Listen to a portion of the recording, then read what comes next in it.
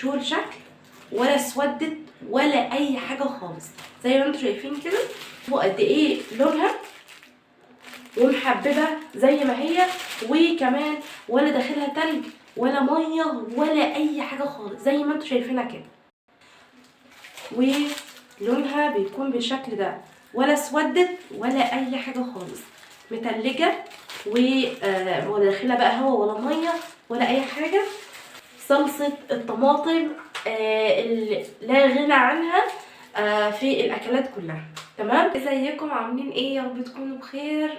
كل سنه وانتم طيبين، كل سنه وانتم دايما متجمعين دايما على الخير. رمضان سعيد، وربنا يجعل كل البيوت عمرانه بالخير والفرح والستر، وربنا دايما يجعله شهر سعيد علينا وعلى الامه الاسلاميه، ويتقبل فيه الادعيه والصوم والزكاه وعملنا الصالح ان شاء الله. النهارده هعمل معاكم بقى ايه شويه تفريزات كده خضار كانوا موجودين في التلاجة، والفتره اللي فاتت كنت مشغوله عشان الامتحانات. فتعالوا بقى بما ان ماما جايبه الخضار ده وكله موجود في البيت وكان في التلاجة، فهيفضل فتره كبيره عشان احنا خلاص داخلين على الصيام فهيبوظ. فتعالوا بقى ان احنا نفرز كل الخضار ده، واحنا فرزنا البسله وهنحطها من ضمن الفيديو ده ان شاء الله. فكل التفريزات دي بتفرق جدا في الفريزر، في اي وقت بنحب نطلعها هنشتغل بيها على طول. فقبل ما نبتدي في الفيديو ونشوف هنفرز كل الخضار الحلو ده ازاي مع بعض، ما تنسوش تصلوا على الرسول وتحطوا لايك للفيديو لو عجبكم وسبسكرايب لو اول مره بتشوفوني. تمام، اول حاجه عندي هنا كوسه وجزر وطماطم وكرنب وسبانخ. فالخضار ده موجود في التلاجة. اول حاجه انا عملت في الخضار ده ايه، انا جبت الكرنبه وبدات ان انا افرغ منها راس الكرنبه عشان تكون معايا بالشكل ده. انا عملتها عشان الفيديو بتاعنا ما يطولش. وعندي هنا الكوسه غسلتها كويس جدا وسبتها في المصفى لحد ما نشفت من الميه تماما، انا عايزاها تكون كده. وعندي برضو الجزر غسلته وقشرته وبقى ناشف من الميه تماما. وغسلت الطماطم وشلت فيها اي حاجه غير مرغوب فيها، ونفس الحكايه غسلت السبانخ لو في اي ورقه صفرة كده او اي حاجه مش كويسه فيها. وبعد كده بغسلها شويه في الميه واصفيها لحد ما الميه بتاعتها تكون شفافه، وبسيبها في مصفى لحد ما تنشف معايا من الميه. فاول حاجه هنبتدي بالخضار بتاعنا، هنبدا بالكوسه. وتعالوا نشوف ازاي هنفرزها باسهل طريقه ممكن. اول حاجه عندنا هنا الخضار بتاعنا غسلينه كويس جدا، وعندي الكرنب فرغته من النص كده وغسلت الخضار ده كويس لحد ما نشف من الميه تماما. تمام، استغليت كده يومين وقلت اعمل شويه التفريزات دي بما ان هي الخضار ده موجود في التلاجة وكان فاضل كام يوم كده وهندخل على الشهر الكريم وكل سنه وانتم طيبين. فقلت ان الخضار ده مش هيلحق ان هو يتطبخ وكده، فقلت ان انا افرزه في الفريزر وهنفرزه باسهل طريقه بحيث ان الخضار بتاعنا زي ما هندخله الفريزر زي ما هنخرجه ولا اكننا مفرزين ولا اي حاجه خالص. اول حاجه بقى جبنا الخضار، جبت الكوسه وبعد كده جبت المقوار وبدات ان انا اشرشر كده الكوسه من بره بحيث ان انا استفاد من القشره الخارجيه، واحنا كده كده غسلينها كويس جدا. وبعد كده خلصتها كلها وشلت الجزء اللي فوق وتحت، وبعد كده قطعتها بالقطاعه او بالسكينه وانا بقطع كده حسيت ان في كوسه كبيره وفي كوسه صغيره، فحبيت ان انا افصل ده عن ده بحيث ان الخضار لما اجي اعمله يكون كده كل قطعة متساوية، وكمان ما ياخدش وقت كتير في التسوية، في واحدة تستوي والتانية لأ. فانا خليت اللي حبيتها صغيرة لوحدها واللي حبيتها كبيرة لوحدها. وبعد كده بنجيب اكياس بلاستيك اللي هي اكياس التلاجة بتتباع عند مستلزمات المطبخ واللي بيبيعوا الاطباق الفويل، فبيكون سعرها حلو جدا. فانا جبت منها الحجم الوسط والحجم الكبير والصغير. وبعد كده باخد بقى كمية الكوسة على قد عدد الافراد، وبدأت بقى احطها في الاكياس زي ما انتوا شايفينها كده. واهم حاجة ما يكونش فيها اي مية تماما. بعد كده ببدأ اضغط عليها واخرج منها الهواء زي ما انتوا شايفين كده، علشان الهواء هو اللي بيخلي معانا الخضار ان هو يدخله ان هو يسود، كمان يدخله تلج يدخله ميه. فده كله بيبقى على حسب قفلتنا للخضار. وبعد كده بقفله كويس جدا وببلاستر كده اقفله عشان ما يدخلوش اي هوا. تاني نوع من الخضار عندنا هنا الجزر، غسلته قشرته صفيته من المية، وبعد كده هبتدي اقطعه مكعبات زي ما انتوا شايفين كده. بينفع بقى الخضار ده في اي وقت، مثلا عايزين نعمل طاجن خضار باللحمه، او طاجن خضار بالكفته، على حسب بقى اللي انتوا بتعملوه. فممكن يكون خضار مش متوفر عندنا، فناخد من الفريزر، وعندكم الخير دايما يا رب. وبعد كده قطعت الجزر، وبعد كده هجيب برضو كيس وهاخد الخضار ده. بصوا التفريز بتاعي طبعا كلكم على راسي وكلكم بتعملوا احسن مني، ولكن حبيت بس ان انا اشارك معاكم الفيديو. وبما ان بقى دخلنا ان احنا في شهر كريم وكده، وحبيت بقى ان حد ممكن يستفاد من الفيديو، فحبيت ان انا انزله. وبعد كده بكمل نفس الخضار بقفله زي ما قفلناه برضو في الاول. وبعد كده عندي هنا عندي كان هنا سبانخ برضو مش هتتاكل، فجبتها وغسلتها كويس في المية كده لحد ما المية بتاعتها بقت شفافة، وبعد كده سبتها في مصفى تتصفى.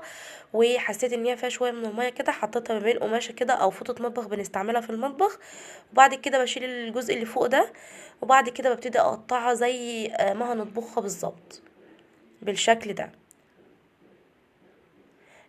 نوع التفريز بتاعي لما بحب افرز ما بحبش ان انا اضيف في ميه مغليه او ميه سخنه، ولا بيكنج صودا ولا كربوناتو ولا خل ولا ميه واعمل لها صدمه. هو التفريز بتاعي حاجه واحده بعملها في كل الخضار وبيديني نفس النتيجه. ف اتبعوا بقى الخطوات ديت، وان شاء الله التفريزات دي هتعجبكم وحلوة جدا. بعد كده خدت السبانخ وحطيتها في كيسين اتنين، علشان السبانخ ده الكمية بتاعتها بتنزل التلات ارباع في التسوية. تمام. وبعد كده اضغط عليها كويس، وما تقلقوش جدا ان هي تسود، او ان هي مثلا آه، تعمل في بعضها، ولا اي حاجة خالص. اضغطوا عليها وخرجوا منها الهواء وقفلوها زي ما قفلناها. بعد كده كان عندنا برضو في التلاجة كمية من الطماطم، وبرضو هتبوظ، فجبتها وغسلتها وصفيتها. جبت الخلاط وبدأت أقطع فيه الطماطم كده، وبحيث ان هي تتخلط كويس جدا بالشكل ده. افضل بقى اقطع كده كمية من الطماطم، وبعد كده هنزل بنص كوباية من المية، واخلط الخليط الطماطم ده كويس جدا لحد ما الطماطم تتفرم معايا ناعم جدا. بعد كده جبت الحله اللي انا هرفع الطماطم عليها على النار، جبت مصفى صغيره بحيث ان هي تكون ضيقه كده تصفي لي الطماطم من القشر كويس جدا.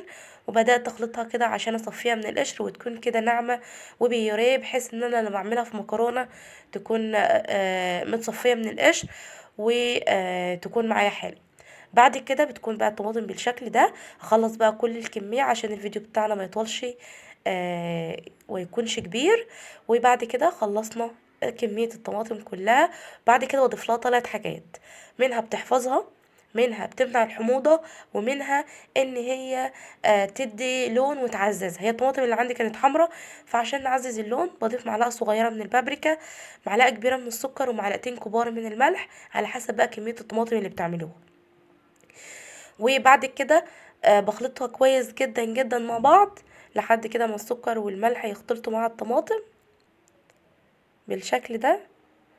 بعد كده هغطي الطماطم ده، ولما اغطيها يكون الغطا كده مفتوح، بحيث ان هي لما تغلي وتفور ما تبداش تخرج على الحله. بعد كده على نار بقى متوسطة ارفع الطماطم دي لحد ما تتسبك كويس جدا جدا، وتنقص كده لحد التلات ارباع او النص على حسب الصلصة سمكها انتوا عايزينه ايه. بعد كده سبتها لحد ما اتسبكت كويس جدا. حبيت ارتب لكم الفيديو بحيث ان كل حاجة تكون منفصلة عن التانية، وبحيث ان انتوا ما تتوهوش في الفيديو لو حابين انتوا تستفادوا منه. بعد كده الطماطم اتسبكت معايا كويس جدا. وفي سر تماسك الطماطم هنا، انا لما بسبكها كويس جدا من الميه، لما برفعها على النار لو انا هعمل لها تسبيكه او اي حاجه، انا بحمر البصله وبنزلها على طول وبخلطها في اي حاجه، ما بحتاجش ان انا اسيبها تنشف من الميه. تمام. لكن لو حابين ان هي تكون فيها ميه وترجعوا تسبكوها تاني مع البصله او الثوم، اللي انتوا حابينه، ولكن انا بحب اصفيها من الميه او اعمل لها تبخير من الميه تمام. وبكده نكون خلصنا الصلصه، بنفرغها من الهواء، وبعد كده بقفلها من فوق كده. بعد كده البطل الحلقه بتاعنا النهارده البسله. البسله بجيبها وانقيها، لو فيها اي واحده فاضيه كده، عفشايه، ورقه صفرة، ببتدي اشيلها كده. وبعد كده بجيب البسله واغسلها كويس جدا جدا من القشره الخارجيه. وبعد كده لحد ما الميه بتاعتها تكون شفافه، واسيبها تتصفى من الميه، بجيب فوطه كده او قماشه وابدا انشفها من الميه زي ما انتوا شايفين كده. بعد كده بغطيها في القماشه واسيبها نص ساعه كده تشرب بقى القماشه الميه الزياده دي. وبعد كده طبعا من قبل ما نشتغل في اي خضار بنكون غاسلين ايدينا طبعا. بعد كده باخد البسله وابتدي افصصها من القشر، ولحد بقى ما نخلص كل الكميه. وبعد كده بقى هنا اختي الصغيره كانت بتعمل معايا، فاي حد بقى تجيبوه كده يغسل ايديه ويعمل معاكم عشان تسهل ان احنا نخلصها في وقت قليل. بعد كده البسلة ناس كتير بتعملها في مية سخنة وبيكنج صودا وخل وتعمل لها صدمة. انا ما بعملش كده. انا بجيبها وفصصتها، اتاكد ان فيها ميه، لو فيها ميه بمشي عليها كده بقماشه او فوطه مطبخ تاني او منديل، لو فيها اي ميه بس من من التقشير. وبعد كده بعبيها في اكياس على حسب برضو الكميه اللي انتوا حابينها. حوالي الكميه دي كانت 2 كيلو، فعلى ما بيصفوا بيبقوا كيلو يعني تقريبا، او كيلو حبه، مش عارفه. وبعد كده ببتدي اوزع البسله كده في الكيس، بحيث ان هي ما تاخدش مكان كبير في الفريزر، وكمان في التفريز ناخد منها كميات كده فوق بعض. ولما نكون عايزين نخرجها من الفريزر ما تحتاجش وقت ان هي تفك. وبعد كده بقفلها كويس جدا، وفي الاخر قفلتها ببلاستر، يعني بس حاجه بس ان هي تقفلي الكيس بالكيس، مش اكتر من كده. بعد كده الكرومب، كان عندنا برضو كرومبتين كده، ورفعت حلة على النار تكون سخنة، وهنزل بالكرنب ده في المية السخنة، يا دوب ان انا هقلبه بس في المية السخنة كويس. يعني التسوية بتاعته مش هتكون زي التسوية اللي احنا بنسويها في الكرنب العادي اللي احنا هنعمله على طول دايركت على طول. وبعد كده باخدها من المية السخنة في مية تكون باردة، بحيث ان الكرنبة بتاعتي برضو لو فيها اي مثلا عفشاء او اي حاجة من جوه تنزل في المية وتكون معايا الكرنب بتاعي نضيف.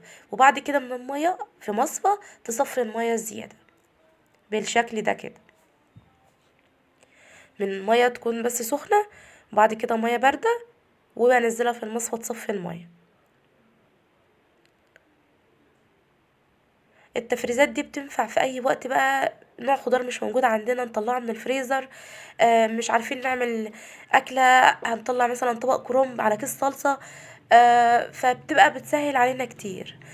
وبعد كده سلقت الكرنب بتاعي بحيث ان هو يكون فيه الصوت اللي انتوا سمعتوه ده، ان هو يكون لسه مخرفش كده ومقرمش. فاهمين ازاي؟ ان هو يكون مقرمش، ما يكونش معايا طري. انا بس بديله، بس انا عايزه الورقه بس تتبل بس. بعد كده بجيبها كده وابتدي ان انا اشيل العرق ده، وببتدي اقطعها كده من النص 2، والواحده على 2، على على حجم ال4 صوابع، على قد لفه صباع المحشي. ولو الورقه كبيره بقسمها على 3 زي ما انتوا شايفين كده. هفضل بقى اكمل كل كميه الكرنب اللي معايا دي بنفس الطريقه. وبعد كده خلصت كميه الكرنب. بعد كده عندي هنا الاطباق اللي هي الورق اللي هو الابيض ده، اللي هي بتكون سعرها رخيص جدا عن الاطباق اللي هي بتكون مغلقه، اللي هي بتكون لها بتكون بلاستيك كده وبتتقفل. فده بيكون سعرها رخيص جدا، يعني حلوه في متناول الجميع يعني، وبتكون متوفره عند مستلزمات الحلواني واللي بيبيعوا بقى الايه الحاجات الخاصه بالمطبخ وكده. وبعد كده وزعتها في الاطباق، وبتكون بقى بالشكل ده كده. بعتذر جدا على الصوت عشان واخده دور برد. وبكده بقى نكون عملنا كل الخضار. بتمنى ان انتوا تجربوا التفريزات بالطريقة دي، هتعجبكم جدا. وده خاص لأي حد ما بيحبش التفريز زي حالاتنا كده. ف ولا اكنكم فرازين ولا اي حاجة خالص. الخضار ده تعمله في اي وقت. الصلصة بتبقى ساعات بتغلى في رمضان، فكل حاجة تكون متوفرة في البيت، ودايما عندكم الخير يا رب. دلوقتي بقى خلصنا كل التفريزات اللي احنا عملناها مع بعض. عملنا الصلصه وعملنا السبانخ، عايزه اقول لكم ان كل اي خضار انا عملته بدخله في الفريزر على طول عشان اوريكم ان هو بيفضل لونه زي ما هو. ده السبانخ بقالها يوم وشو الشكل، ولا اسودت ولا اي حاجه خالص زي ما انتم شايفين كده. وعندي هنا الجزر. عايزه بقى اقول لكم على البطل بتاع الحلقه بتاعنا النهارده، البسله مالها؟ البسله دي في الفريزر بقالها اكتر من 15 يوم. انا كنت مصوراه من 15 يوم ولما تعبت ما كملتش تصوير. فشوفوا قد ايه لونها ومحببه زي ما هي، وكمان ولا داخلها تلج ولا ميه ولا اي حاجه خالص زي ما انتم شايفينها كده، تحفه. وده كده البسله.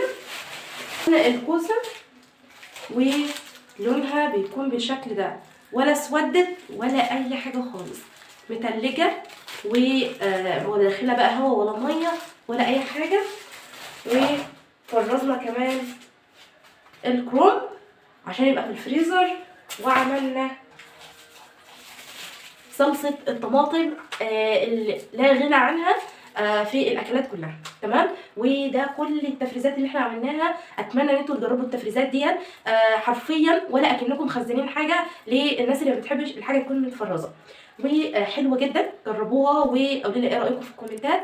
وده كده كان الفيديو، يا رب يكون عجبكم. ولو عجبكم ما تنسونوش في لايك وكومنت للفيديو. اشوفكم على خير، كل سنه وانتم طيبين ورمضان سعيد ويعاد عليكم الايام بالخير والسعاده. اقابلكم في فيديو جديد ان شاء الله. كنت معاكم منى محمود، مع السلامه حبايب قلبي.